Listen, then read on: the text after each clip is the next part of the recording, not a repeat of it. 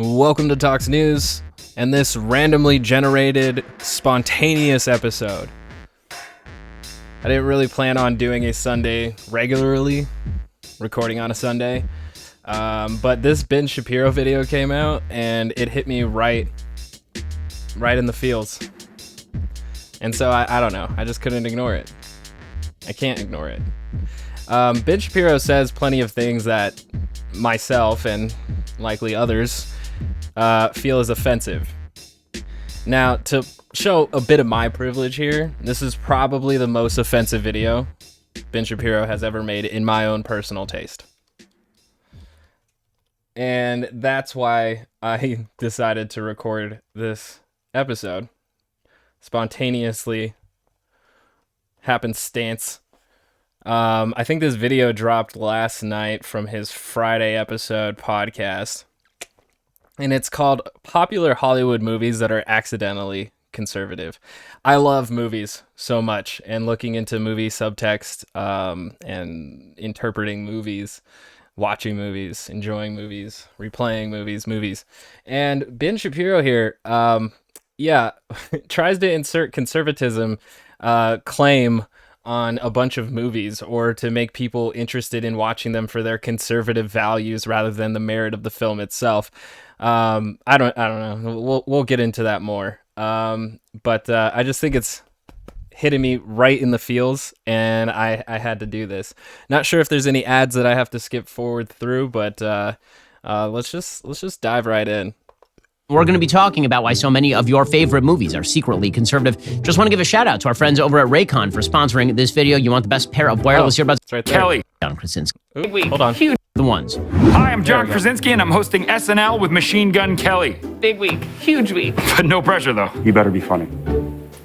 Who doesn't love John Krasinski? It makes sense. There's lots to love about John Krasinski. People love The Office. Everybody loves Jim. And of course, he made a delightful little at-home news show that went viral during the pandemic. He's the type of dude that seems to resonate with Americans of all types. I think one of the reasons why people like him is because of the not-so-obvious conservative values in some of his movies, particularly in A Quiet... Which is like a weird reason for, like, I don't think too many people like sat there and thought, John Krasinski has these like really subliminal conservative messaging in his stuff, and I think that's why I like him. Not because of his acting or the enjoyment of his characters or the work he produces, which is okay. Like, it just seems so contrived to think that that would be like anybody's preference on actors. Like, I feel like the only way that would really fit is if like his if he was talking about Nick Offerman, just because Nick Offerman like really portrays that like conservative dad almost, or like a libertarian dad. So like the whole Ron Swanson character, and then he had that comedy special which is like Rules to Marriage or Rules to something. Man, Nick Offerman had a pretty great stand-up special, which, you know, I guess you could attribute him to like some conservative values in certain jokes that he had made. Jeff Foxworthy is probably like closer to the idea of somebody really liking someone because of their heritage or social identity. What was that special called? I can't believe it just doesn't display his specials immediately as soon as you Google Nick Offerman. American Harm, no. Come on, man, just give me the names of them so I can move on. But I want you guys to check it out. Where did it go? Nope. Yeah, we all know he's in. All right, I can't find it. It has something to do with like, it had something about American Ham in it. Yeah, right there. I think that was it, actually. His special from Netflix is called American Ham. And he had like some rules going into it, and it has a lot of him doing woodworking. So like, for a caricature, I feel like he's more perfect. But for like John Krasinski, we're stretching it a little bit here, and just it seems contrived, like planned out specifically for this segment. You know, Quiet Place. And that got me thinking about some other Hollywood projects that have some kind of sneaky, under-the-radar conservative qualities that happen to be widely celebrated by the left, unintentionally. I'm going to show you what I mean with a few really recent movies. The endings of these... I don't know if there's like this real divide between liberals and conservatives with like Hollywood and enjoyment of movies. But what I find fascinating here is that he said there's sneaky conservative values, as if there's like like Illuminati type messaging, or just like reaching out and being like, conservatism is actually our ideology that we spread inside of these movies. Like, what? Come on. Like, everybody's free to interpret movies, and you're allowed to your own interpretation of movies. But to think that like it is the intent of the directors, or if it's like just not even like accidental claim of conservatism, it's so ridiculous. I couldn't ignore this. Are the parts that best exemplify the values. So I'm just warning it out. These are big spoilers for all of the movies we're about to discuss. If you don't want to know what happens, jump ahead to the next film that you've already seen, or jump all the way ahead to the part where I tell you why so many movies generally are conservative, even though they don't mean to be. Let's start with A Quiet Place. A Quiet Place was released to overwhelmingly positive reviews. John DeFore from Hollywood Reporter said, quote, "Scenes of what passes for ordinary life let the screenplay focus on mom and dad's attempts to educate their son and daughter while never letting them forget how dangerous their lives are. One thinks of what we hear from parents of black boys, raising them to be normal and happy, but hyper-vigilant about the way they are perceived by others." That's a pretty wild and deep read right there from the Hollywood Reporter. This is a black thing, isn't it? I mean, it makes sense for like Ben Shapiro not necessarily to relate to that, or if it was just kind of like, I don't know, an unnecessary. I'm not sure like bringing up social issues is ever unnecessary, but like it just might have turned off certain readers. I don't care. But like the thing is that does happen, is that black parents are in much more volatile areas, low income, poverty, crime, stuff like that happens, and so they have to educate their children on the dangers of life, whereas like Ben Shapiro was raised in a very probably stable neighborhood in a stable community with a stable family. Like, just saying. But yeah, I didn't read that necessarily too much in the movie because that's not where my head went, but that's where the writer who wrote that review, that's where their head went. Yeah. Box office on this movie, enormous. It was a very low budget film. It made $340 million at the box office, numbers that are not going to be paralleled in the $17 million budget post-COVID era. For those who haven't seen the movie, there's a family that has to live in silence because there are these mysterious aliens that hunt by sound. So any sound draws the aliens. Knowing that even the slightest whisper or footstep can bring death, Evelyn and Lee, those are the parents, are determined to find a way to protect their kids while desperately searching for a way to fight back. The very beginning of the film, this isn't really a spoiler, it's literally in the first 3 minutes of the film. They have a very young child. They are trying to walk into town to get food in this post-apocalyptic era, and the little kid basically gets eaten by an alien. So now, mom and dad have to decide, are they going to have more kids? And they do. They get pregnant. They decide to have the kid, despite the fact that it puts everybody at risk. There was some flack out there for Emily Blunt's character being with child in a horror apocalyptic setting, but those reactions miss the actual deeply profound nature of the story. The entire concept of the Yeah, I mean, I agree with Ben Shapiro on that point, like being upset about her being pregnant, like that's a major plot line that actually gave the movie a lot of weight. Like, can you imagine trying to raise a child in an environment where as soon as a noise is made, dead? Like, some people might have the personal choice of like, why would I want to try to raise a child in that environment? But like the thing is that if we're going to survive an alien apocalypse, I think our species has to perpetuate itself. And then there's also, love. People love raising kids, love having kids, and no matter the dire straits that they see forward, they're going to raise their kid in whatever struggle that they have to deal with. But, oh man, just trying to claim this as a sole conservative value. It's so conservative because it's gatekeeping is what essentially Ben Shapiro's inserting a little bit into these movies. But I guess in his own way, too, he's trying to open the gates to conservatives to watching some of these movies, or even feeling like they should be looking for aspects of conservatism being represented on the screen. Even though now Ben Shapiro has like a media company solely driven to create conservative media, like including films. And I don't know, I haven't seen his Run, Hide, Fight film, but as soon as it's like $2.99 or maybe even free, I'll check it out. Film is rooted in the risk that is going to take place in the last third of the film when mom actually has the baby. This is about the idea that even when you have a pretty good reason not to have a kid, you should still have a kid and take life-altering risk in order to have that kid. So the conservatism in this movie is kind of preachy then, isn't it? That like you shouldn't have the individual choice of whether or not you want to raise a kid in such an environment. It should just come down upon you as your responsibility. That's what you have to do. Sounds like exactly like conservatism, is that you have to have a nuclear family because you have to. It perpetuates the species, and you love that child. You have to. Unintentionally, the movie's incredibly pro-life. Okay, but that is not the only mainstream Hollywood film that has received all sorts of critical plaudits and is actually pretty conservative.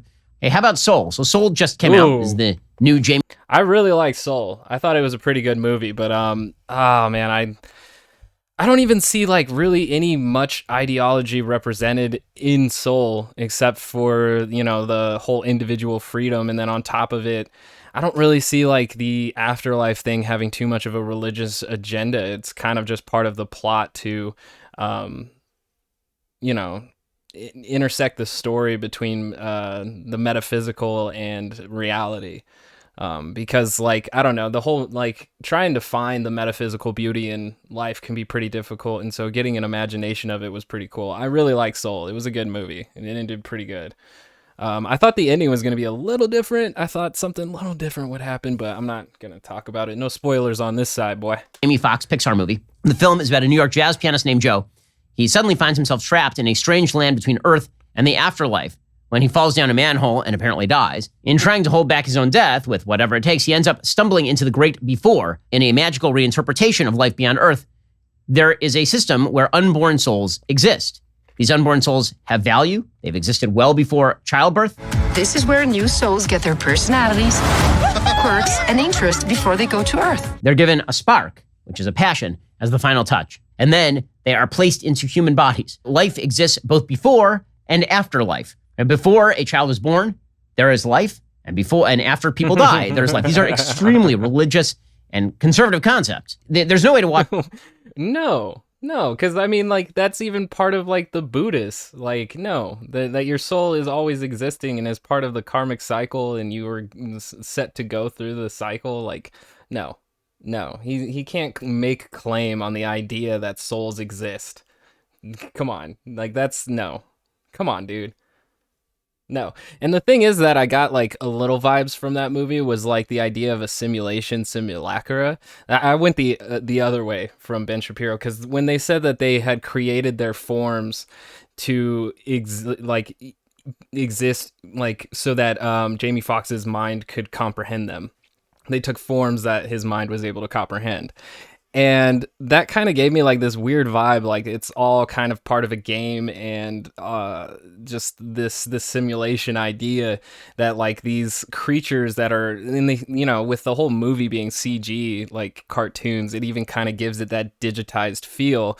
You don't necessarily see too much magic. I mean, like some of the characters look like they're moving through Earth like they're in Tron or in like a 2D video game, and they are 2D basically. And so like, it gave me more simulation vibes that like once we download from Earth, we go up into the greater motherboard or whatever, the POS beyond, or the OS beyond, and then we all go into the same hard drive basically. Because even so, like, it doesn't have Christian values, because what you're supposed to do is your soul actually goes into this giant light that is like basically the all, and everybody becomes part of the all. And so like, it's not a heaven thing, it's not a hell thing. Everybody goes in on this same conveyor belt to the big all. And so making claim that souls exist is a thing and say that's a conservative value shuts off like any other religion that exists, any other theology, any kind of animism. Like all of that is just shut on the door on that. So like, he's making claim to things as they're conservative, as if like conservatism isn't this evolved version of like cultures of past, or slightly changed cultures of today. So Watch soul and go, okay, yeah. And then if you believe that the soul is implanted in the body of the fetus from conception, which presumably is what's happening, and then he does that. Like, we have no idea when the soul actually goes into the body, whether or not it's like as soon as the seed is planted, as soon as the heart beats, or as soon as the baby comes out. The movie does not get into that. So him presuming that the soul goes into the body to go into a fetus, not even a fetus, because he's saying at conception, so it would go into an embryo. No. Like, the movie makes no basis for that. None. No. If you believe that's what's happening, that you should go ahead and have an abortion. It's a very pro-life film. People who have made Here's the thing about the souls too, is that if they like try to leave without having their spark or their, I guess, the body that they're supposed to go into, or if they're basically out of bounds of the rules, then they just pop right back up. There's like not any death in the beyond. So like, again, like if the embryo, right, like before 9 weeks is aborted, then maybe the soul doesn't go down in, and we're playing in a hypothetical imaginary world where the rules can be anything. It doesn't go into the embryo, or the embryo scrambled up, and it goes back to be placed into yet another soul. So, or another body. Like, they made a point of that, like that you can't basically die in the beyond, and there's no way that they're going to make a mistake to put it in an embryo when in 9 weeks, like, it's not even going to be a fetus till then. So, like, this whole thing, just even trying to put rules on a movie that made its own rules is fucking ridiculous. it. I'm not sure realize that, but it just is. Arrival. That's another film that received overwhelmingly positive reviews. I love Arrival. It is so good. Go check it out. It is good. It is completely anti-American foreign policy, but it is a very good movie. I can't make an actual argument that it's anti-American foreign policy, but, like, you know, as soon as we can't understand each other, I'll point the guns. It's a good movie, though. It's a really good movie, because, like, most alien movies are like Earth getting invaded, decimated, and then we bring it back with the Independence Day.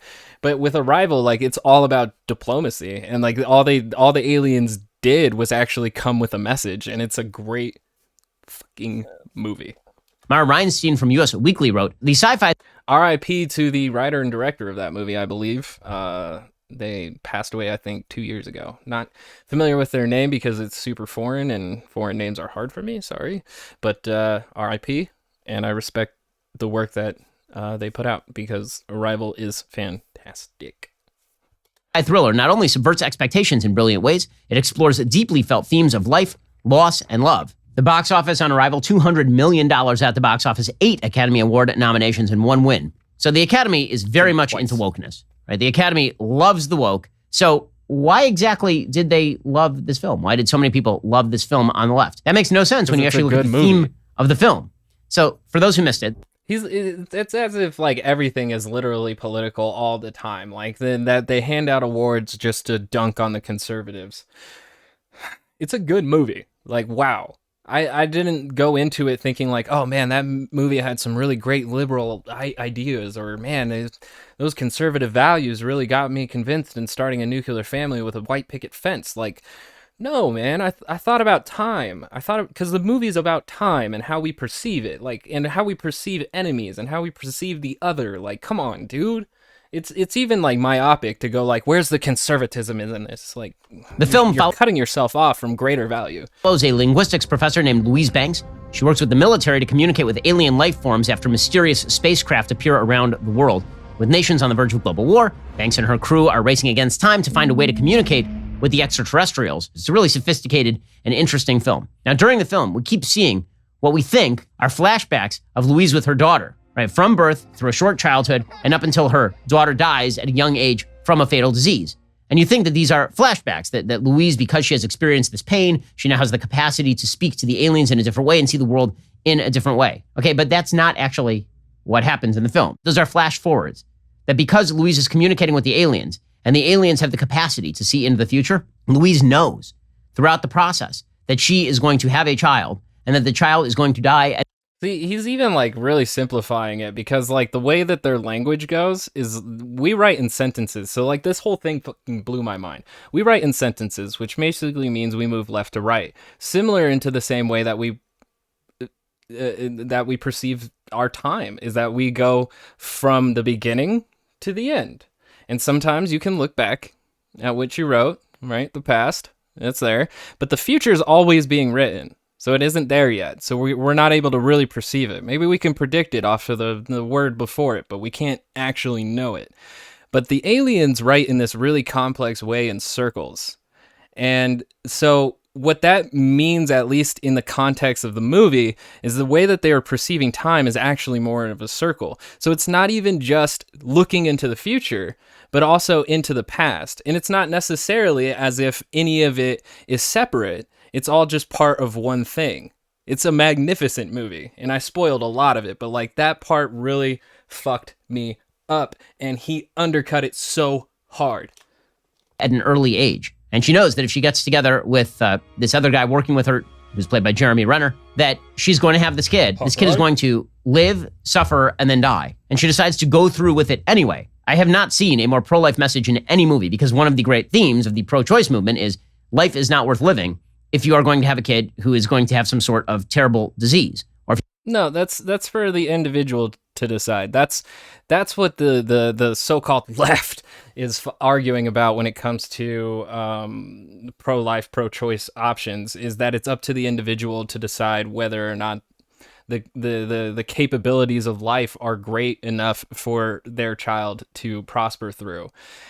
And like, just having this, he's painting it as if they just hate life. Like, they just want to abort everything and genocide the human species. Like, ridiculous, man. Stop it. Like, that's that divisive and gatekeeping shit that you're constantly spewing in all of your programs all the time. Oh, I got a little frustrated there. Because like, people can be pro-life when they choose to be pro-life. Like, I think the most important thing that in the movie is that she decides. She decides to make her choice, and that nobody else influences her in what she decides to do. if you know that the kid's life is going to be cut short in any way, or the kid's going to suffer in any way. It's an inherently pro-life film. I mean, this is It's not a film beating you down saying that if you can see into the future, it's your responsibility not to change it. But the thing is that it's not necessarily that, because the flash forwards are happening while she's speaking to the aliens. She's living her life simultaneously. So yeah, free will is even in question once that box of perception of time is unlocked. There's a broader discussion to have here on philosophy with the Arrival movie than if it's pro-life enough or not. a mother making the decision to have a child and give the child the gift of life, knowing that suffering for her and her family is going to follow. Pretty pro-life. If you could see your whole life from start to finish, would you change things? Okay, finally, the Florida Project. So the Florida Project is not as openly conservative as some of these other films. Now, again, none of the people who made these other films would acknowledge that these films are conservative. They just are. Again, a film with an Academy Award nomination, a Golden Globe nomination. Unfortunate. I have not seen this one. Uh-oh. I have not seen the Florida Project. Sue me. And reviews like this one from Helen O'Hara, quote, vibrant and brimming with vitality. This is... I think I know what it's generally about, which is like a prostitute and her kid, and most of the movie's supposed to be through the kid's eyes. I did want to see this. The only thing I put it off was because like dramas are pretty hard for me sometimes, watching people get stressed out. Saying it, that's not to say that it's probably a good movie, but I'm gonna get it like a brief summary from IMDb real quick, just to get like the overview of the plot. So, set over one summer, the film follows a precocious 6-year-old Mooney as she courts mischief and adventure with her ragtag playmates and bonds with her rebellious but caring mother, all while living in the shadows of Walt Disney World. Very interesting. Yeah, I'm gonna have to watch that, and I really like William Dafoe. I hope Ben's gonna talk about The Lighthouse. That's another good William Dafoe movie that came out last year. Empathic toward its subjects, but fiercely critical of the system that victimizes them. And that's actually not what the movie is about.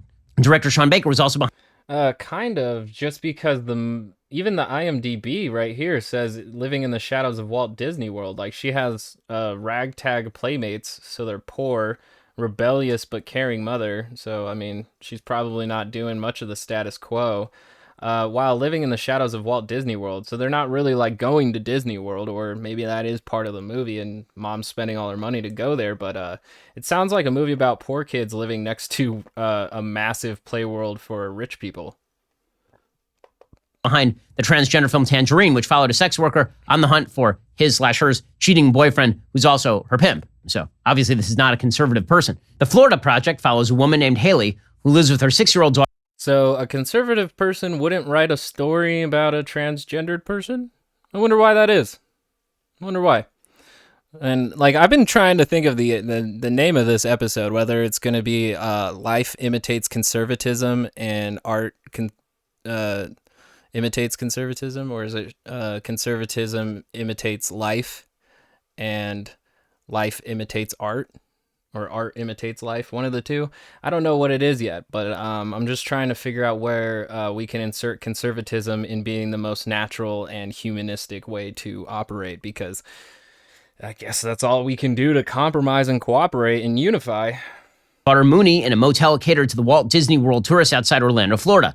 Haley survives largely on welfare. She has pretty much no respect for other people, especially people who cross her. She has an attitude she's passed on to Mooney. I failed as a mother, Mooney. You've disgraced me. Yeah, Mom, you're a disgrace. Mooney is mischievous. She influences her friends into tricking strangers into giving her money. She talks back to the adults. She curses. These are all things learned from her mom. And then Willem Dafoe plays the sort of landlord at the motel who ends up trying to act as sort of a quasi-father figure and protect Mooney. The movie is certainly not meant to be a conservative rip on the need for fathers in the home and the need for traditional values and social fabric. But unfortunately for him, that's kind of what the movie is. It may be trying to be a critique of capitalism and misses. It may be trying. I don't really know. That's unfortunate that I haven't seen the movie, but I don't know how big of a role the father figure William Dafoe plays. But I guess like like me being on the left, I think moreover like support is generally more important than necessarily like father figures or mother figures or just a system in general that orders everything economically or democratically or representative republicly. But like the thing that I think is most important for children being raised is that they have a strong, healthy support system, no matter who or what it is doing it, because having unconditional love and basically the comfort of opportunity, I think a lot of kids are going to thrive in that regardless. And I would have to see this movie to understand like where the mom is in this position and how the kid is influenced by mom and how William Dafoe influences all of them being the landlord of the motel. So I mean, the only thing is I have to like grant him this point just because like I barely know anything about this movie. So him sliding that conservatism in there, that the idea that you need strong traditional values and fathers, sure. All right. Sure. But the character, I feel like immediately most conservatives with like the protagonist, the mom, they would probably not like. And I don't know whether or not she's a likable character depending on a bunch of the aspects and how the movie portrays her. But like, immediately being a welfare mom that isn't doing much for her child and is teaching her the wrong ways to behave. I don't know what to do with that except for take for Ben's word on it. Trying to be a critique of how we treat the impoverished in our society, it misses. What the film really is about in the end is how individual bad choices have ramifications for children. And that when you have children, you have to start making better decisions, because when you take all of the social institutions and fabric away from children. It's amazing that he's claiming that as like that's solely a conservative value, like him claiming that as conservatism rather than like people genuinely loving and supporting their children and making sure that they have the best lives possible. That is only a conservative value. Their life is essentially over. They're living in a dream world in which they cannot escape the nightmare. Right? This is the movie's basically about the fallout of having kids without fathers in the home. It's about the fallout from not acting well, even if you do have responsibilities to your own child. That when you don't have traditional family values, things fall apart incredibly quickly. The film was well regarded by the critics. Willem Dafoe actually got a nomination See, and I don't know 100% sure. It sucks that I haven't seen this movie. I'm sorry, guys. for Best Actor at the Golden Globes and the Academy Awards. And the film is good. The film also happens to be a complete referendum on bad behavior by parents who don't think beyond the next 5 seconds. We're talking. And parents who think beyond 5 seconds are definitely conservative. I think he's doing an ad. He is doing an ad. Is it over? Nope. Hold on. Just laying claim on values as to be solely conservative. I don't know if it's meant to get people in like convincing like already conservatives to convince others that there's conservative values here, and I'm not really sure what the aim is here, but there's just a lot of laying claim on values that I don't think can be solely just conservative. Purchase. There are lots of films that we have not discussed here that have even more openly conservative themes. right? Dark Knight Rises is an obvious one. Lord of the Rings. How is Dark Knight Rises an obvious one? How is Lord of the Rings another obvious one? Films are very conservative. Death of Stalin is very conservative. I can't believe that any of the people who made those films are actually openly conservative. They're not. So why do filmmakers in Hollywood keep making films with conservative themes that contradict their actual political ideology? And why do liberals in Hollywood keep responding to the conservative themes? Well, here is the thing. When you look at the structure of story is inherently bent toward conservatism. Why? Because it has to contrast virtue with non-virtue. So start with the Aristotelian idea of the tragic hero. The tragic hero.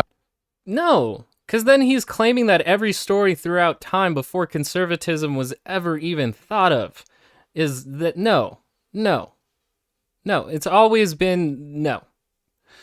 You can't do that, man. He just basically even tried to claim every story that's ever been conceived because it has to be virtue against non-virtue, when that's not solely conservative values. That's been in societies and cultures well beyond the existence of America or representative republics. Wow.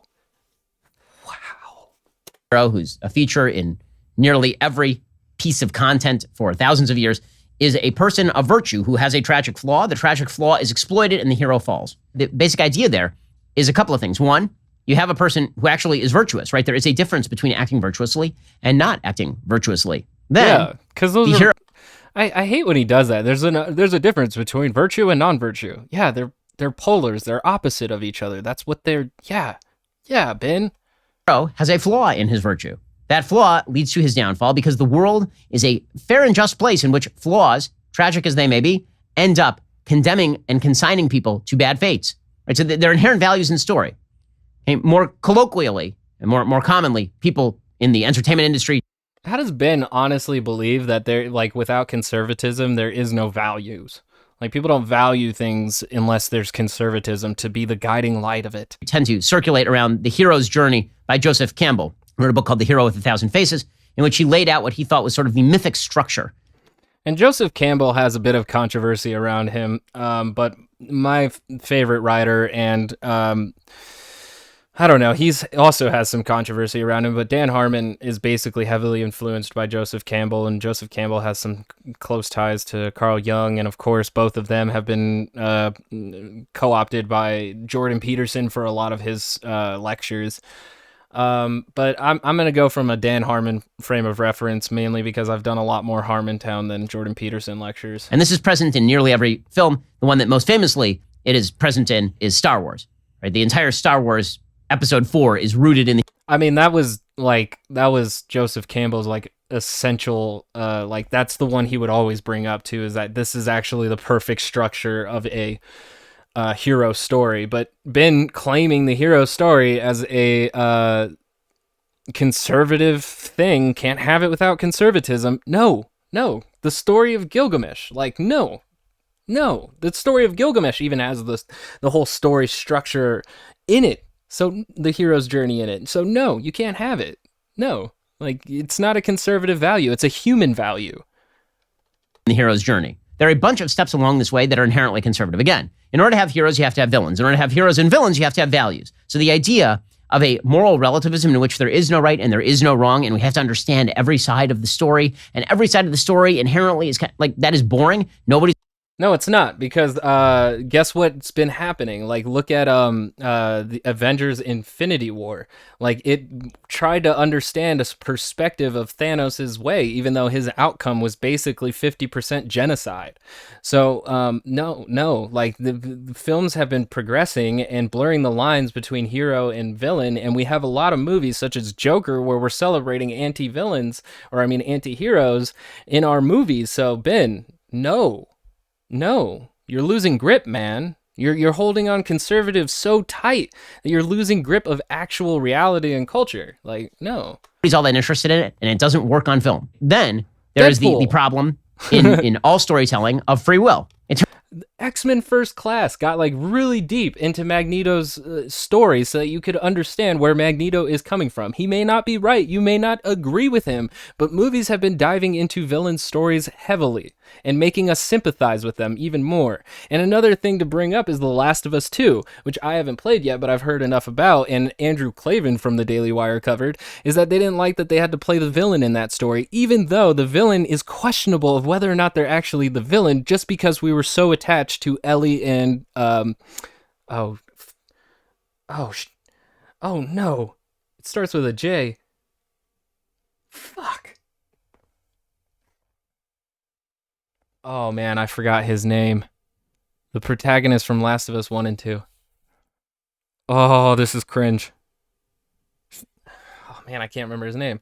But he dies in Last of Us Part 2 because of consequences that he did that we didn't necessarily in Last of Us Part 1, but took place in that timeline. And consequences, karma, value, right? Balance, life, justice. Was she justified in killing, I almost had his name, Jonah? Oh God, dude, this is killing me. This is bad. This is very bad. Joel, God, dude, oh. Cringe. She kills Joel because Joel killed her father.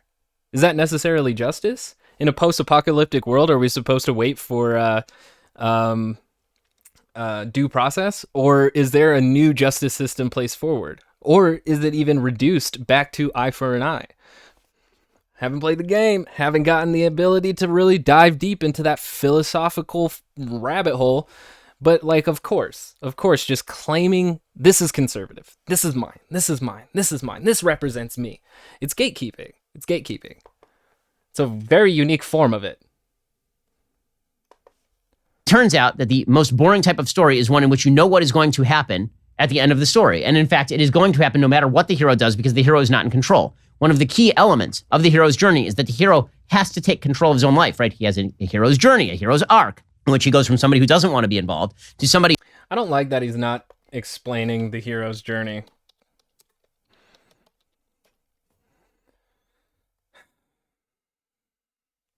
There's like 12 stages in it. Dan Harmon's is a little bit different. He made his more for television, but it's still good. So usually you have the call to adventure, supernatural aid, a threshold with guardians, another threshold beginning transformation. So basically thresholds being challenges. And then, you basically have to overcome these barriers. They're not challenges, they're barriers. So you have to basically evolve, and then come the challenges and what is that? Temptations? Challenges and temptations. And then after that, you must go into revelation, which is the abyss, the unknown, death and rebirth. And then after that is transformation, atonement, and then you return, gift of the goddess. And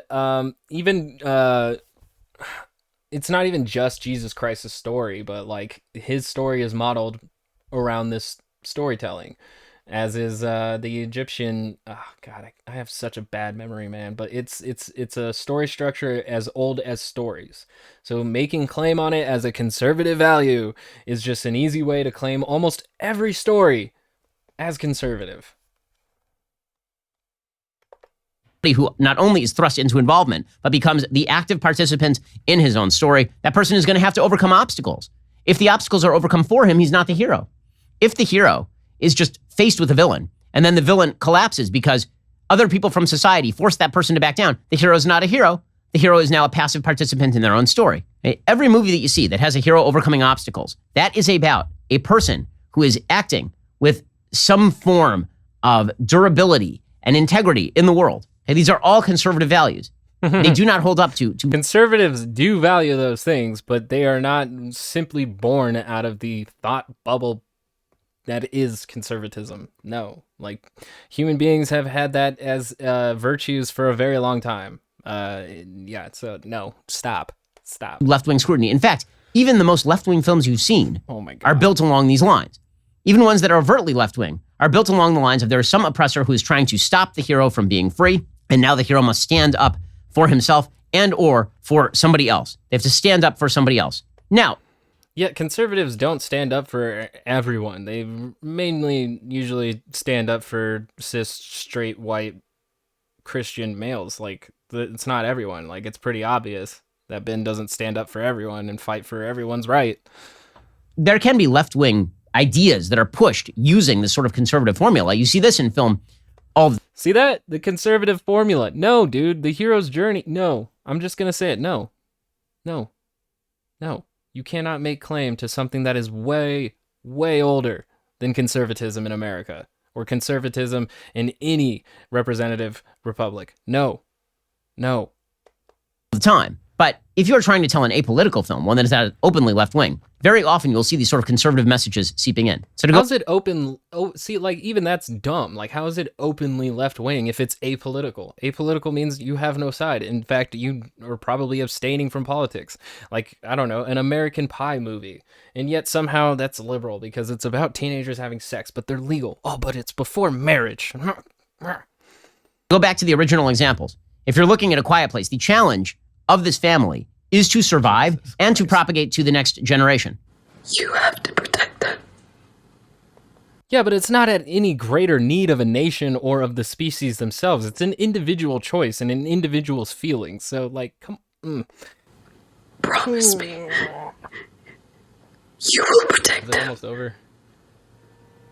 If mom decided to have an abortion, she and dad are not the heroes anymore. She and dad are just victims of the situation. Right? If you go back, But guess what happens at the end of Quiet Place that Ben Shapiro's not bringing up here is that John Krasinski's character dies, leaving them, you guessed it, fatherless, with a brand new baby. Is that a conservative value? A fatherless single mother raising, I think now 3 kids? Is that conservative value? Because it sounds like matriarchy to me rather than patriarchy. That's how the movie ends. That's it. Done. go back to Arrival. If the heroine of the story knows that she is going to have a child, the child is going to suffer and die, but she decides not to go through with it, then she's no longer the heroine of the story. She's just somebody who's a victim of circumstance. It is the challenges in life that cause us to rise above the challenges in life, right? That is the power of the myth. That is the power of the story. And Like he always said, he just repeats himself too. It's the challenge of life to overcome the challenges of life. to do so with virtue. Right? So all of that has to be upheld in story structure. And that is why you see so many films that are purportedly left-wing that actually are not as left-wing as the creators would want them to be. And if they ever figured this out, then they would be a lot less insulting about conservatism, considering that virtually all of the hallmarks of the films that they make are rooted in conservative ideas about the world, about morality, about decency, and about... No, this was an entire segment of Ben Shapiro claiming human values as conservative values. No, that's it. That's not what's happening. People have values, and it doesn't necessarily always relate to an ideology or a political party. So no, Ben, no. And they're not going to stop criticizing you guys when you constantly try to ban refugees and asylum seekers. about self-control and free will. About it. I want to know what you guys think. All right. And I got off what I think, and that's going to be it. That was horrible. That was horrible. Watching him take claim on human values and say they're solely conservative, it's ghoulish. Follow me on that twit, at ToxinPod, TOXNPOD. YouTube channel. This is here, there. Watch that. Do it. Go watch Arrival. It's really good. Yeah, Quiet Place is pretty good. I'm going to go watch Dark Knight Rises and try to figure out exactly how conservative it is. And I thank you for joining me. I think that's going to be up-de-doop-de-dup. I got to hit that, where that music at? Oh, yeah, bud. Oh, fuck yeah.